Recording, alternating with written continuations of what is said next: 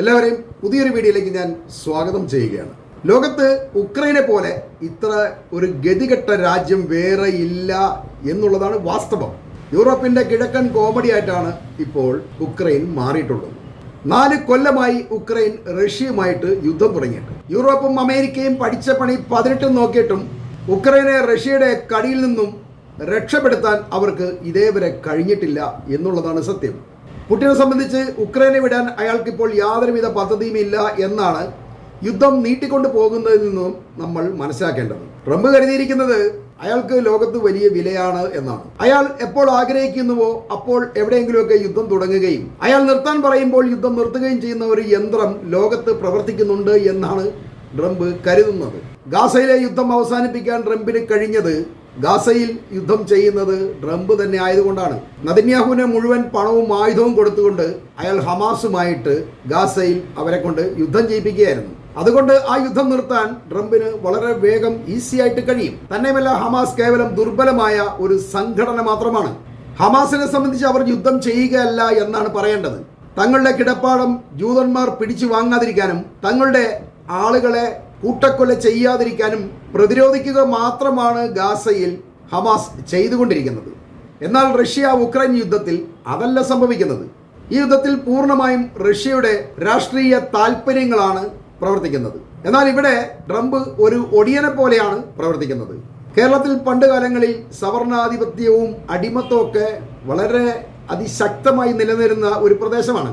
ഈ സമ്പ്രദായത്തിൽ രോഷമുള്ള കായികാഭ്യാസികളായ ചില ദളിത് യുവാക്കൾ സവർണ മേലാളന്മാരെ ഭയപ്പെടുത്താനും ഇടയ്ക്ക് അവരെ കായികമായി കൈകാര്യം ചെയ്യാനും വേണ്ടി കണ്ടെത്തിയ ഒരു മാർഗമാണ് ഒടിയൻ എന്ന അജ്ഞാത ജീവിവേഷം എന്ന് നിങ്ങൾ മനസ്സിലാക്കുക. ഇരുട്ടിൽ കാളയുടെയും ചെന്നായുടെയും സിംഹത്തിൻ്റെയൊക്കെ വേഷം കെട്ടി ഈ കായികാഭ്യാസികളായ ചെറുപ്പക്കാർ പെട്ടെന്ന് അവരുടെ ഇരയുടെ മുന്നിൽ പ്രത്യക്ഷപ്പെടും. അന്ന് കാലത്ത് വെട്ടവും വെളിച്ചമൊന്നും ഇല്ലാത്തതുകൊണ്ട് ഈ നമ്പൂരിമാരൊക്കെ ഇരുട്ടത്ത് ഇങ്ങനെ എവിടെയെങ്കിലുമൊക്കെ യാത്ര ചെയ്യുമ്പോൾ ഇത്തരക്കാരുടെ മുന്നിലേക്ക് ഇവർ പെട്ടെന്ന് തന്നെ ഇത്തരം പ്രാകൃത വേഷത്തിൽ ചാടി വീണ് അവർ ഭയപ്പെട്ട് വിറങ്ങലിച്ച് നിൽക്കുന്ന സമയത്ത് അവരെ ആക്രമിച്ച് പെട്ടെന്ന് തന്നെ അപ്രത്യക്ഷമാവുകയും ചെയ്യുന്ന ഒരു ഒടിയ വേലകളാണ് ചെയ്തുകൊണ്ടിരുന്നത്. ഈ ഒടിവേലകളാണ് ഇന്ന് ട്രംപ് റഷ്യയ്ക്ക് മുന്നിലും ചെയ്തുകൊണ്ടിരിക്കുന്നത്. ഉക്രൈൻ യുദ്ധം അവസാനിപ്പിക്കാൻ പുടിനുമായി ട്രംപ് അങ്ങോട്ട് ചെന്ന് നേരിട്ട് സംസാരിച്ചു നോക്കിയിട്ടും യാതൊരു രക്ഷയും ഉണ്ടായില്ല. പല ഭീഷണികളും എടുത്ത് പ്രയോഗിച്ചു. അതൊന്നും പുടിൻ കാര്യമാക്കിയില്ല. ഉക്രൈന് വീണ്ടും വീണ്ടും കൂടുതൽ ആയുധങ്ങൾ കൊടുത്ത് റഷ്യയെ ആക്രമിക്കാൻ പ്രേരിപ്പിച്ചപ്പോൾ 1-10 റഷ്യ അതിന് ഉക്രൈന് മേൽ തിരിച്ചടിക്കുകയും ചെയ്തു. ഇതൊന്നും രക്ഷയില്ലാതെ വന്നപ്പോൾ റഷ്യയിൽ നിന്നും എണ്ണ വാങ്ങുന്ന ഇന്ത്യ പോലുള്ള രാജ്യങ്ങളെ ഭീഷണിപ്പെടുത്തി നോക്കിയിട്ടും അതും പ്രയോജനപ്പെട്ടില്ല. ഈ രാജ്യങ്ങളൊന്നും അനുസരിക്കുന്നില്ല എന്ന് കണ്ടപ്പോൾ റഷ്യക്കെതിരായി പിന്നീട് പല ഉപരോധങ്ങൾ ഏർപ്പെടുത്താനുള്ള ശ്രമമാണ് ട്രംപ് നടത്തിയത്. അതിൽ പ്രധാനം റഷ്യയുടെ ഏറ്റവും വലിയ 2 എണ്ണ കമ്പനികളായ റോസ്നെഫ്റ്റിനും ലൂക്കോയിലിനുമെതിരെ കഴിഞ്ഞ ആഴ്ച ഉപരോധം ഏർപ്പെടുത്തിയതാണ്. ഈ കമ്പനികളിൽ നിന്നും എണ്ണ വാങ്ങുന്ന ഏത് രാജ്യത്തെയും ഞാൻ ബുൾസൈ അടിച്ച് തിന്നും എന്നാണ് ട്രംപ് ഭീഷണിപ്പെടുത്തിയത്. എന്നാൽ തങ്ങളുടെ എണ്ണ വ്യവസായത്തിന്മേലുള്ള US ഉപരോധങ്ങൾ ഉക്രൈൻ യുദ്ധം അവസാനിപ്പിക്കാനുള്ള നയതന്ത്ര ബന്ധങ്ങളെ പ്രതികൂലമായി ബാധിക്കുമെന്നും ഈ ഉപരോധങ്ങൾക്കെതിരെ അതിശക്തമായ പ്രതിരോധ ശേഷി ഞങ്ങൾ വികസിപ്പിച്ചിട്ടുണ്ട് എന്നാണ് റഷ്യ ഇതിന് മറുപടി പറഞ്ഞത്. തന്നെയുമല്ല, റഷ്യക്കെതിരായിട്ട് അമേരിക്കയും യൂറോപ്പും ഒക്കെ ഏർപ്പെടുത്തിയിട്ടുള്ള സാമ്പത്തിക ഉപരോധങ്ങൾ തങ്ങളെ ബാധിക്കില്ലെന്നും പാശ്ചാത്യ സമ്മർദ്ദത്തിന് വഴങ്ങില്ല എന്ന് യൂറോപ്പും അമേരിക്കയും ബോധ്യപ്പെടേണ്ടതുണ്ട് എന്ന ഒരു താക്കീതും റഷ്യ ഇവർക്ക് നൽകുന്നുണ്ട്. റഷ്യക്കറിയാം ഇന്ത്യ പോലുള്ള രാജ്യങ്ങൾ റഷ്യയിൽ നിന്നും ഒളിച്ചും പാത്തായാലും എണ്ണ വാങ്ങിക്കൊണ്ട് പോകുമെന്ന്. കാരണം ഈ എണ്ണ വാങ്ങുന്നത് ഇന്ത്യയെ സംബന്ധിച്ച് വളരെയധികം ലാഭകരമായ ഒരു ബിസിനസ്സാണ്. അപ്പോൾ അമേരിക്ക പറയുന്ന കേട്ടോ അത് വാങ്ങാതിരുന്നാൽ ആ നഷ്ടം ഇന്ത്യക്ക് തന്നെയാണ്. അതുകൊണ്ട് അമേരിക്കയുടെ ഈ താക്കീതിനെയോ ഭീഷണിയോ ഒന്നും ഭയപ്പെടാതെ റഷ്യയിൽ നിന്നും ഇന്ത്യ എണ്ണ വാങ്ങിക്കൊണ്ടിരിക്കുകയാണ്. ഇതിനെ ട്രംപ് പല തവണ താക്കീത് ചെയ്തതാണ്. 2 ദിവസങ്ങളിൽ കുറച്ചിട്ടുണ്ടെന്നൊക്കെ പറയുന്നുണ്ട്. പക്ഷെ അതൊന്നും അത്ര ശാശ്വതമല്ല. തരം കിട്ടിയ ഇന്ത്യ റഷ്യയിൽ നിന്നും എണ്ണ വാങ്ങിക്കൊണ്ടേയിരിക്കും.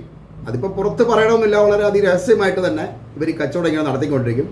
റഷ്യയിലേക്ക് ഇന്ത്യയിൽ നിന്നും പണം പോവുകയും ചെയ്യും. ചൈനയും വലിയ തോതിൽ റഷ്യയിൽ നിന്നും എണ്ണ വാങ്ങുന്നുണ്ട്. ഈ രാജ്യങ്ങൾ രണ്ടും എണ്ണ വാങ്ങിയാൽ റഷ്യക്ക് ആവശ്യത്തിനുള്ള പണമാവും. അവരുടെ മുഴുവൻ എണ്ണയും വിറ്റ് തീർക്കുകയും ചെയ്യും. അതുകൊണ്ട് അവർക്ക് ഭയപ്പെടാനൊന്നുമില്ല.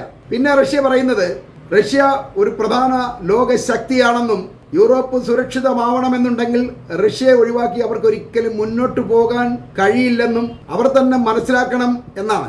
അങ്ങനെ മനസ്സിലാക്കുന്നതാണ് യൂറോപ്പിന് എപ്പോഴും നല്ലത് എന്നൊരു ഭീഷണിയും കൂടി റഷ്യ ഈ യൂറോപ്പിനെതിരായിട്ട് മുഴക്കുന്നുണ്ട്. ശരിക്കും പറഞ്ഞാൽ റഷ്യ യൂറോപ്പിന്റെ ഉറക്കം കെടുത്തുന്ന നീക്കങ്ങളാണ് ഇപ്പോൾ നടത്തുന്നത് എന്ന് നമ്മൾ പ്രത്യേകം അറിയണം. റഷ്യൻ ഭീഷണിയെ തടയാൻ വേണ്ടി ആരുടെ സഹായം തേടണം എന്ന് പോലും ഇപ്പോൾ യൂറോപ്പിന് അറിയില്ല. അവർക്ക് ആശ്രയിക്കാൻ അവസാനം ട്രംപ് മാത്രമേ ഉള്ളൂ. എന്നാൽ ഇങ്ങനെ യൂറോപ്പ് ആശ്രയിക്കുന്ന ട്രംപ് തന്നെ ഇപ്പം കഴുത്തപ്പം വെള്ളത്തിൽ നിൽക്കുകയാണ്. ഇറാനിലും ഗസയിലും നടത്തിയ യുദ്ധത്തിന് ശേഷം ഒത്തുതീർപ്പിന് നിൽക്കേണ്ടി വന്നത് അമേരിക്കയ്ക്കും ഇസ്രയേലിനും എക്കാലത്തും നാണക്കേട് തന്നെയാണ്. അങ്ങനെയല്ല എന്ന് ആര് പറഞ്ഞാലും അത് ശരിയല്ല. ആളെ കൊല്ലുന്നത് യുദ്ധത്തിൽ മുൻതൂക്കമല്ല എന്ന് നമ്മൾ അറിയണം. അതുകൊണ്ട് തന്നെ ഈ രണ്ട് രാജ്യങ്ങൾക്കും ഒരിക്കലും വിജയം അവകാശപ്പെടാനും കഴിയില്ല എന്നുള്ളതാണ് ഇതിൽ പ്രധാനം. അതുകൊണ്ടാണ് അമേരിക്കയും ഇസ്രായേലും ഒക്കെ ഗാസയുടെയും ഇറാന്റെയൊക്കെ മുന്നിൽ തോറ്റുപോയി എന്ന് സ്ഥിരമായി നമ്മൾ പറഞ്ഞുകൊണ്ടിരിക്കുന്നത്. ഒരു യുദ്ധശേഷം ഒരു ഒത്തുതീർപ്പല്ല അമേരിക്കയിൽ നിന്നും ഇസ്രായേലിൽ നിന്നും ലോകം പ്രതീക്ഷിക്കുന്നത്. ഒരു വിജയവും മുൻതൂക്കവും തന്നെയാണ്. അതല്ലാതെ ഈ രാജ്യങ്ങളിൽ ചെന്ന് കുറെ ആളുകളെ കൊന്നിട്ട് ഞങ്ങൾ യുദ്ധം വിജയിച്ചു എന്ന് പറയുന്നതിൽ യാതൊരു കാര്യമില്ല. ഇവർ തന്നെ ഒത്തുതീർപ്പിനായിട്ട് മുന്നോട്ട് വരികയാണ്. എന്നാൽ ഇവരുടെ ഈ പരാജയങ്ങളൊന്നും കണക്കാക്കാതെ യൂറോപ്പ് ഇങ്ങനെ ട്രംപിനെ ആശ്രയിക്കുന്നത് കൊണ്ട് തന്റെ അമേരിക്കൻ പ്രസിഡന്റ് പദവിയുടെ ജാട പോകാതിരിക്കാൻ റഷ്യക്കെതിരെ ഒടിവേല പോലെ പുടിനെ ഭീഷണിപ്പെടുത്തലും ഒറ്റപ്പെടുത്തലും ഒക്കെ കൊണ്ട് യുദ്ധം അവസാനിപ്പിക്കാനാണ് ട്രംപ് ശ്രമിക്കുന്നത്. എന്നാൽ ഇതും വിഫലമാവുകയാണ് എന്ന് നമ്മൾ അറിയണം. ട്രംപ് ഇങ്ങനെ പിടയ്ക്കുന്നത് അവസാന ശ്വാസത്തിനാണെന്ന് പുടിന് നന്നായിട്ടറിയാം. അതുകൊണ്ട് ട്രംപിന്റെ ഓരോ വെല്ലുവിളിക്ക് ശേഷവും ഉക്രൈന് മേൽ അതിതീവ്രമായ ആക്രമണമാണ് പുടിൻ അഴിച്ചുവിടുന്നത്. കഴിഞ്ഞ ദിവസം 139 ഉക്രൈനിയൻ ഡ്രോണുകൾ ഒറ്റ രാത്രി കൊണ്ട് വെടിവെച്ചിട്ടു എന്നാണ് റഷ്യയുടെ പ്രതിരോധ മന്ത്രാലയം അറിയിച്ചിട്ടുള്ളത്. അതും ഉക്രൈനിൽ നിന്നും ഈ ഡ്രോണുകൾ പറന്നുയരാൻ ആരംഭിച്ച ഉടനെ തന്നെയാണ് അതിലെ ഭൂരിഭാഗം ഡ്രോണുകളെയും റഷ്യൻ സൈന്യം വെടിവെച്ചിട്ടത്. അതെല്ലാം ഉക്രൈൻ്റെ പ്രദേശത്ത് തന്നെ വീഴുകയാണ് ഉണ്ടായത്.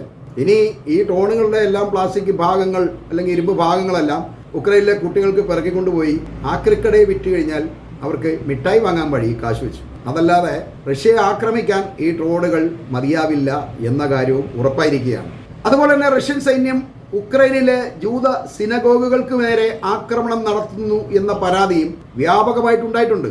റഷ്യൻ ഭീകരത മതസമൂഹങ്ങൾ ഉൾപ്പെടെയുള്ള ആരെയും വെറുതെ വിടുന്നില്ല എന്നാണ് ഇതിനെക്കുറിച്ച് ഇസ്രയേലിലെ വിദേശ മന്ത്രാലയം പറയുന്നത്. ഇങ്ങനെ പറയുന്നവൻ ഗസയിലെ അതിപുരാതന ക്രിസ്ത്യൻ ചർച്ചുകളും മുസ്ലിം ദേവാലയങ്ങളും ബോംബിട്ട് തകർക്കുമ്പോൾ ലോകത്ത് എല്ലായിടത്തും ജൂത സിനഗോഗുകളും ഉണ്ട് എന്നുള്ള കാര്യം മറന്നുപോയ മട്ടാണ്. അതുകൊണ്ടാണ് മറ്റ് രാജ്യങ്ങളിലെ ഈ ജൂത സിനഗോഗുകൾക്ക് നേരെ ആക്രമണം ഉണ്ടാവുന്നത്. ഇതിൽ ഇസ്രയേൽ വിലപിച്ചിട്ട് യാതൊരു കാര്യവുമില്ല. അവർ ചെയ്തതിൻ്റെ പ്രതിഫലം അവർക്ക് തന്നെ തിരിച്ചു കിട്ടുന്നു എന്ന് കരുതിയാൽ മതി. 2022 ഫെബ്രുവരിയിലാണ് റഷ്യ ഉക്രൈൻ യുദ്ധം ആരംഭിക്കുന്നത്. അന്ന് മുതൽ 640 ആരാധനാലയങ്ങളും 67 മതനേതാക്കളും കൊല്ലപ്പെട്ടിട്ടുണ്ട് എന്നാണ് കണക്ക്. ഇങ്ങനെ തകർന്നതിൽ സിനഗോഗുകളും ചർച്ചുകളും എല്ലാം ഉണ്ട്. കൊല്ലപ്പെട്ട 67 പേരിൽ ജൂത റബ്ബികളും പാതിരികളുമുണ്ട്. ഇങ്ങനെ ഉക്രൈൻ്റെ എല്ലാ മേഖലകളും കേന്ദ്രീകരിച്ചുകൊണ്ട് റഷ്യ ആക്രമണം നടത്തുകയാണ്. ഉക്രൈനിൽ ഒരു രക്ഷയില്ല എന്നുള്ളതാണ്. കുട്ടികൾക്ക് സ്കൂളിൽ പോലും മാർഗമില്ല. മൊത്തം അടിച്ച് ഒരു തൂഫാനാക്കിയിട്ടിരിക്കുകയാണ്.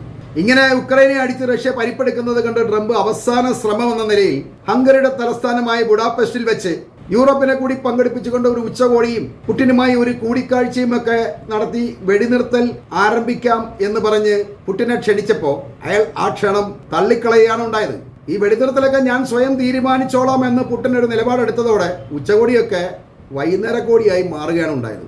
ട്രംപ് കരുതുന്ന പോലെ നെതന്യാഹു എന്ന അമേരിക്കയുടെ വിളിപ്പുറത്തുള്ള പറമ്പിപ്പണിക്കാരനല്ല പുടിൻ എന്ന കാര്യം അയാൾ ചിലപ്പോൾ ഓർത്തിട്ടുണ്ടാവില്ല. പുടിനെ സംബന്ധിച്ച് അയാൾ ഈ യുക്രൈൻ യുദ്ധം നീട്ടിക്കൊണ്ടു പോകുന്നതിന് പിന്നിൽ അവർക്ക് ഒരുപാട് ലക്ഷ്യങ്ങളുണ്ട്. അതിൽ പ്രധാനം റഷ്യ യൂറോപ്പ് അംഗീകരിക്കുകയും ഭയക്കുകയും വേണം എന്നുള്ളതാണ്. നാറ്റോ രാജ്യങ്ങൾ എന്ന ഹുങ്കോടെ ഉക്രൈനുമായി ചങ്ങാത്തം കൂടി റഷ്യയുടെ അടുത്ത് വന്ന് കിടക്കാനെന്ന മോഹം യൂറോപ്പ് ആദ്യം ഉപേക്ഷിക്കേണ്ടതുണ്ട് എന്നാണ് റഷ്യ പറയുന്നത്. പിന്നെയുള്ള റഷ്യയുടെ ഒരാവശ്യം ഉക്രൈനെ നിരായുധീകരിക്കുക എന്നുള്ളതാണ്. ഒരു രാജ്യത്തേക്ക് നിരായുധീകരിക്കണമെന്ന് റഷ്യ ആഗ്രഹിക്കുമ്പോൾ അവർ എത്ര ദുർബലമായ ഒരു രാജ്യമായിട്ടാണ് ഉക്രൈനെ കാണുന്നത് എന്ന് ഓർക്കണം. അതുകൂടാതെ ഉക്രൈനെ നാസികളുടെ പിടിയിൽ നിന്നും വിടുവിക്കുക, പ്രസിഡന്റായ സെലൻസ്കി സ്ഥാനമൊഴിയുക എന്നീ നിർദ്ദേശങ്ങൾ ആദ്യമേ തന്നെ ഈ റഷ്യ പറഞ്ഞുകൊണ്ടേയിരിക്കുന്നതാണ്. ഇതിൽ നമുക്ക് അത്ഭുതം തോന്നുന്ന ചില കാര്യങ്ങളുണ്ട്. ജൂതനായ പ്രസിഡന്റ് സെലൻസ്കിയുടെ രാജ്യത്ത് പഴയ ജർമ്മൻ നാസികൾക്ക് എങ്ങനെ സ്വാധീനം ഉണ്ടാവും എന്ന് നമ്മളെ ചിന്തിപ്പിച്ചേക്കാം. ശരിക്കും ഇത് ഒരു റഷ്യൻ തന്ത്രമാണ്. സെലൻസ്കി ഒരിക്കലും നാസിസത്തെ പിന്തുണയ്ക്കുകയോ രക്ഷിക്കുകയോ ചെയ്യുന്നില്ല. സെലൻസ്കിയുടെ കുടുംബത്തിൽപ്പെട്ടവർ തന്നെ ഹിറ്റ്ലറുടെ ഹോളോകോസ്റ്റിലെ ഗ്യാസ് ചേമ്പറിൽ കൊല്ലപ്പെട്ടിട്ടുമുണ്ട്. അതുകൊണ്ട് ഒരിക്കലും അയാൾക്ക് നാസികളെ പിന്തുണയ്ക്കാൻ കഴിയില്ല. റഷ്യ ഇങ്ങനെ ആരോപണം ഉന്നയിക്കുമ്പോൾ അതിൽ ചില വാസ്തവങ്ങളൊക്കെ ഉണ്ട്. അതിന് കാരണം സെലൻസ്കിക്ക് സൈന്യം കുറവായതുകൊണ്ട് യുദ്ധം ചെയ്യാൻ വേണ്ടി അയാൾക്ക് പല യൂറോപ്യൻ സൈനിക ഗ്രൂപ്പുകളെയും ആശ്രയിക്കേണ്ടി വന്നിട്ടുണ്ട്. അങ്ങനെ കൊണ്ടുവന്ന സൈനിക ഗ്രൂപ്പുകളിൽ തീവ്ര വലതുപക്ഷ ജർമ്മൻ നാസികളുമുണ്ട്. ഇത് ജൂതനായ സെലൻസ്കിക്കും അറിയാം. പക്ഷെ അയാൾക്ക് അവരെ ആശ്രയിക്കാതെ വേറെ തരമില്ല. ഇങ്ങനെ നാസികൾ ഉള്ളതുകൊണ്ട് ഈ ഗ്രൂപ്പുകളെ ഉക്രൈനെതിരായ യുദ്ധതന്ത്രത്തിൽ ഉപയോഗിക്കുന്നതിന്റെ ഭാഗമായിട്ടാണ് ഉക്രൈനെ നാസി വിമുക്തമാക്കണം, അതല്ലെങ്കിൽ ഡീനാസിഫിക്കേഷൻ എന്ന് റഷ്യ ആരോപിക്കുന്നത്. റഷ്യ ഇങ്ങനെ വളരെ നാളുകളായിട്ട് ഇങ്ങനെ ആരോപണം ഉന്നയിക്കുന്നുണ്ടെങ്കിലും ഇതിൽ സെലൻസ്കിക്ക് ഒന്നും ചെയ്യാൻ പറ്റുന്നില്ല. യുദ്ധം ചെയ്യാൻ പട്ടാളക്കാർ വേണമല്ലോ. അപ്പോൾ ഉമ്മാരെ എവിടെ നിന്നൊക്കെ ആൾക്കാരാണ് വരുന്നതെന്നുള്ള കാര്യം സെലൻസ്കിക്ക് അറിയാൻ കഴിയില്ല. പിന്നെയുള്ള റഷ്യയുടെ മറ്റൊരു പ്ലാൻ, പണ്ട് സോവിയറ്റ് യൂണിയനിൽ ഉണ്ടായിരുന്ന രാജ്യങ്ങൾ തകർന്ന് നാല് പാടും ഛിന്ന ഭിന്നമായത് അവരെല്ലാം കൂടെ വീണ്ടും പുനഃസംഘടിപ്പിച്ചുകൊണ്ട് പുതിയൊരു സോവിയറ്റ് യൂണിയൻ ഉണ്ടാക്കാൻ പുടിൻ ഇപ്പോൾ പ്ലാൻ ചെയ്യുന്നുണ്ട്. ഈ ചെറു രാജ്യങ്ങളുടെ എല്ലാം മേൽ ഒരു മേധാവിത്വം ഉറപ്പിച്ചുകൊണ്ട് റഷ്യക്ക് പഴയ ഒരു സോവിയറ്റ് യൂണിയൻ വീണ്ടും പുനഃക്രമീകരണം നടത്തേണ്ടതുണ്ട്. അതിനുവേണ്ടി അവർ ശ്രമിച്ചുകൊണ്ടിരിക്കുകയാണ്. പഴയതുപോലെ ഒരു യൂണിയനായിട്ട് റഷ്യ ചെലവിന് കൊടുക്കുക എന്നുള്ളതല്ല അതുകൊണ്ട് അർത്ഥമാക്കുന്നത്. അവർക്ക് സ്വതന്ത്രമായിട്ട് ഭരിക്കാം, പക്ഷേ റഷ്യയുടെ അണ്ടറിൽ തന്നെയായിരിക്കും ഇവരെല്ലാം ഉണ്ടാവുന്നത്. റഷ്യ പറയുന്നതിനപ്പുറത്തേക്ക് ഇവരാരും ചലിക്കാൻ പാടില്ല. അതിൻ്റെ ഭാഗമായിട്ട് യുക്രൈനും ഈ യൂണിയനിൽ പെടേണ്ട ഒരു രാജ്യമാണ്. എന്നാൽ ഉക്രൈൻ യൂറോപ്യൻ രാജ്യങ്ങളുമായി അടുക്കാനുള്ള ശ്രമം നടത്തിയപ്പോൾ റഷ്യക്ക് അത് ഇഷ്ടപ്പെട്ടില്ല. അതുകൊണ്ടാണ് ഉക്രൈനെ റഷ്യ ആക്രമിക്കാൻ തയ്യാറായത്. അതുകൊണ്ട് ഉക്രൈൻ പൂർണ്ണമായും റഷ്യക്ക് കീഴടങ്ങാതെ ഒരു കാരണവശാലും പുടിൻ ഈ യുദ്ധം അവസാനിപ്പിക്കില്ല എന്നുള്ളതാണ്. അതും യാതൊരുവിധ ഉപാധികളുമില്ലാതെ തന്നെ സെലൻസ്കി റഷ്യക്ക് കീഴടങ്ങേണ്ടതുണ്ട്. അങ്ങനെ കീഴടങ്ങി കഴിഞ്ഞാൽ പിന്നെ റഷ്യയെ ചിലപ്പം ഈ ഉക്രൈനെ പുനഃക്രമീകരണം നടത്താൻ അല്ലെങ്കിൽ നന്നാക്കി എടുക്കാൻ വേണ്ടിയൊക്കെ കാശ് കൊടുക്കും. നന്നാക്കി എടുത്തോളും, കുഴപ്പമൊന്നുമില്ല. അവർ അടിച്ചു വിളിച്ചത് തന്നെ അവർ തന്നെ നന്നാക്കി കൊടുത്തോളും. പക്ഷേ സെലൻസ്കി അവർക്ക് കീഴടങ്ങാം. റഷ്യയെ സംബന്ധിച്ച് ഉക്രൈൻ പാശ്ചാത്യ രാജ്യങ്ങളുമായി അടുക്കുന്നത് പോലും അവർക്ക് ഇഷ്ടമല്ല. അങ്ങനെയുള്ള ഉക്രൈനാണ് നാറ്റോയിൽ ചേരാൻ വേണ്ടി ശ്രമിക്കുന്നത്. റഷ്യ അനേകം കൂട്ടുകയും ചെയ്യും, സമ്മതിക്കുകയും ചെയ്യും. അതുകൊണ്ട് അടികൊണ്ട് ചത്തുകൊണ്ടിരിക്കുകയാണ് അവന്മാരിങ്ങനെ. ഇങ്ങനെ ഒരുപാട് രാഷ്ട്രീയ കാരണങ്ങൾ ഉക്രൈൻ യുദ്ധത്തിൽ ചുറ്റിവരിഞ്ഞ് കിടപ്പുണ്ട്.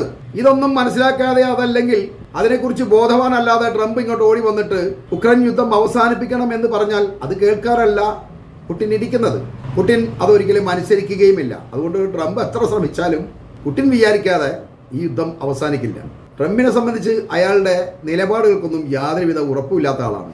അയാൾ വെറും പൊള്ളയായ ഒരു ഷോമാൻ മാത്രമാണ്. അയാളുടെ ഷോയ്ക്ക് ടിക്കറ്റ് എടുക്കലല്ല പുടിൻ്റെ രാഷ്ട്രീയ ലക്ഷ്യങ്ങൾ എന്ന് പറഞ്ഞ് നമുക്ക് മറ്റൊരു വീഡിയോയുമായി വീണ്ടും കാണാവുന്നതാണ്.